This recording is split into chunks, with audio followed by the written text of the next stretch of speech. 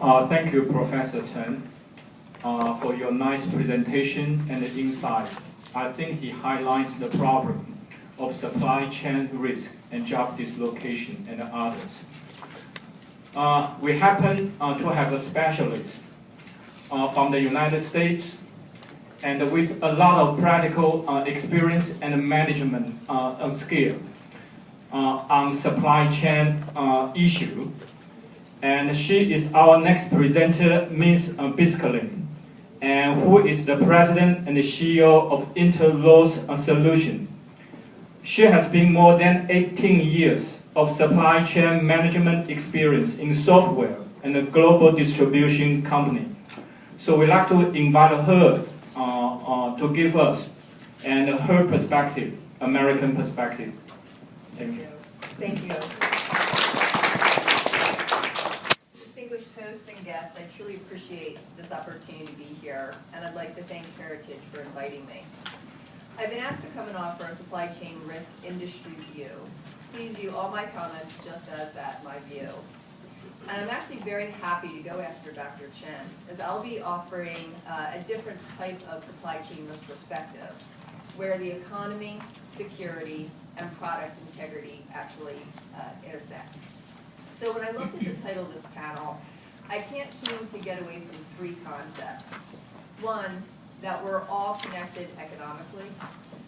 Two, this is partially an actual security discussion, not just economic, though the security has a direct impact on industry's bottom line.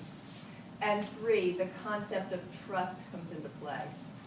That said, trust is not blind, as we've all heard. It must be active and engaged in order to grow.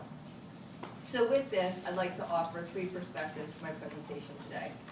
One, I do believe that we all need each other to succeed. Two, it's survival of the fittest.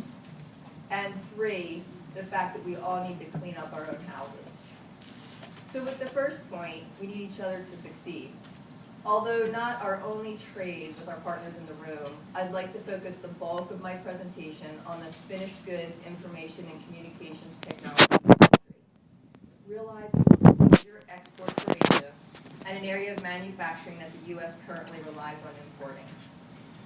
At this point, the U.S. is dependent on importing for our computers and electronic products, and that industry is not going away. Much of this room is focused on exporting these products, as we've just heard, whether directly or through their investments in other countries. And this supply chain is often indirect and a web of relationships versus linear in transaction. Where these relationships start and stop is often unknown, given the tiers of suppliers that we all use. Our global suppliers range from large corporations to people working in their garages creating components. This introduces a risk that we all must pay attention to. So in addition to the global and uncontrollable supply chain, what are some examples of the threats that we're all concerned about? We in the U.S. now recognize that cybersecurity threat affects the development and operation of computer systems and is not just a threat to the transportation of materials and goods from supplier to customer. The cyber threat can be nation state, terrorist, criminal, or rogue developer who gains control of the system through supply chain opportunities or exploits vulnerabilities remotely. Examples of those vulnerabilities include all the systems, networks, and applications that we use, intentionally implanted logic, and unintentional vulnerabilities that are maliciously exploited, whether it be poor quality, fragile code, etc. The traditional consequences, or what we really used to be worried about, was the loss of critical data or technology. Today, the emerging consequences based on the vulnerabilities I just outlined, what we're worried about now, is the exploitation of manufacturing and supply chain. Either can result in corruption and a loss of confidence in critical national security capabilities. Back to that trust concept that I mentioned before. I do think that everyone in this room can agree we all share a collective interest in promoting the timely, efficient flow of legitimate commerce, while protecting and securing the supply chain from exploitation and reducing its vulnerability to disruption. By linking security and efficiency together, we can emphasize that security is an essential element of an efficient and functioning supply chain system, which translate into an efficient and functioning economy. This focus on security includes resolving the threat early, improving verification and detection, enhancing security of infrastructure and conveyances, all in effort to maximize the flow of legitimate trade. Our integrated supply chains are fast and cost efficient, but also susceptible to the shocks that can rapidly escalate from localized events, as you saw in the pictures previously, into broader disruptions. We all need to seek to develop a global supply chain system that is prepared for and can withstand evolving threats and hazards, and one that can recover rapidly from those disruptions. Increased resilience and flexible, dynamic capabilities will improve all of our nation's abilities to absorb shocks, save lives, and reduce the overall impact of disruption. Included in this is the mitigation of systemic vulnerabilities, with the systems here being operational and technological, and the promotion of trade resumption policies and practices.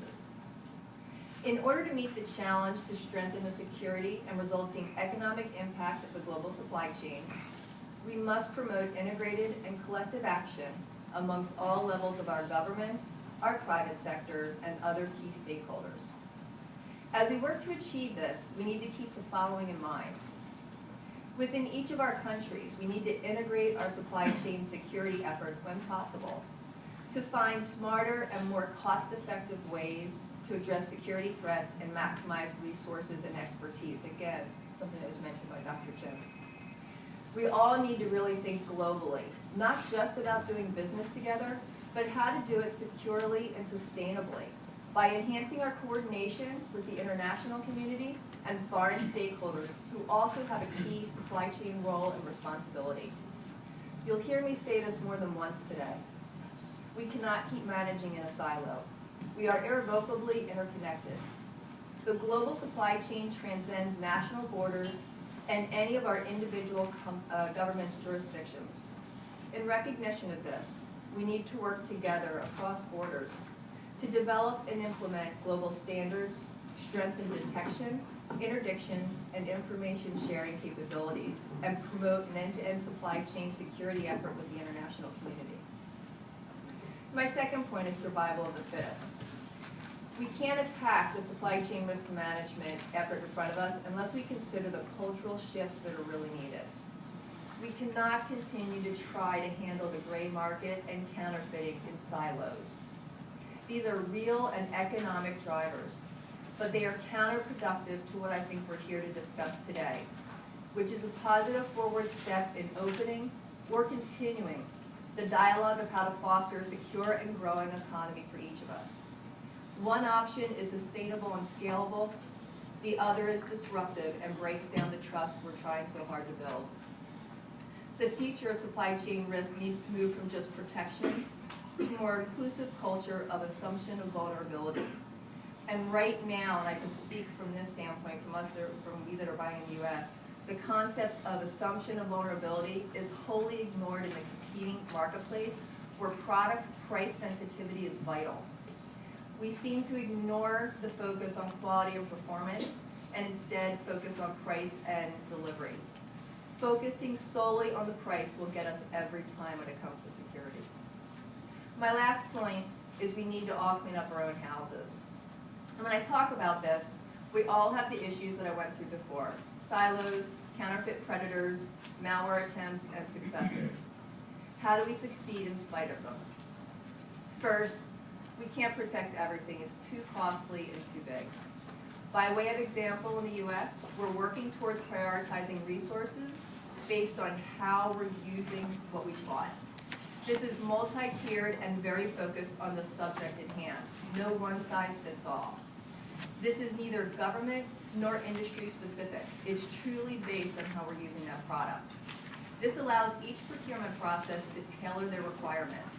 Within each procurement process, we do this by establishing a repeatable analytical process for analyzing the mission dependencies on systems and then apply systems assurances.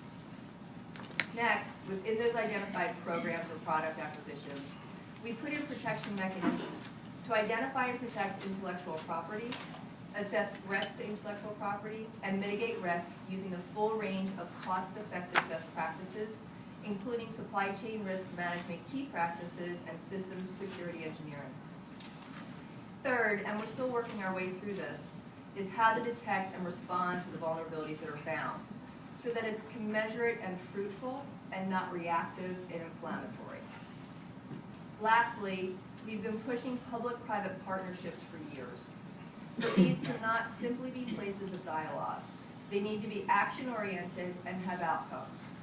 In this, we're moving towards incorporating levers, both positive and negative. That topic of trust that I brought up in the beginning has been both the enemy and a friend here. It's difficult to define and build, but it's so easy to take away. This needs to be built within our own countries as well as our global working relationships. In summary, I'd like to leave the group with 3 questions to think about on the topic that's so basic yet integral to our success in the global marketplace.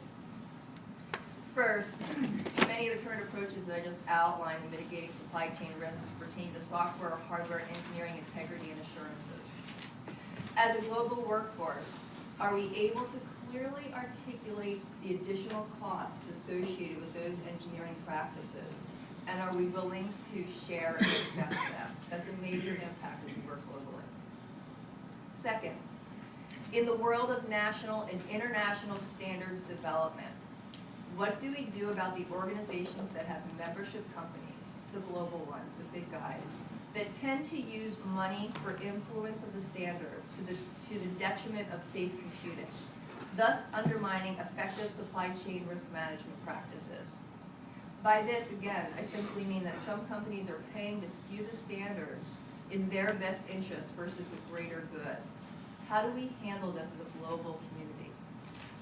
And third, and this is a big issue in the US, and I'm just going to put this out to the group, how can we sensitize our lawmakers to the reluctance and significant restrictions on those public-private relationships and the dialogue I mentioned before, where admission of those known vulnerabilities can lead to onerous liability suits against corporations and their officers.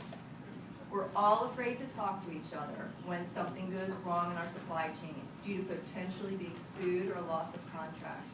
Again, how quickly that concept of trust can be taken away. But should it really be like this? How do we ever join forces to solve the problem, both locally and internationally, if we don't feel safe to discuss the problem together? I truly believe our global economy depends on this. Thank you.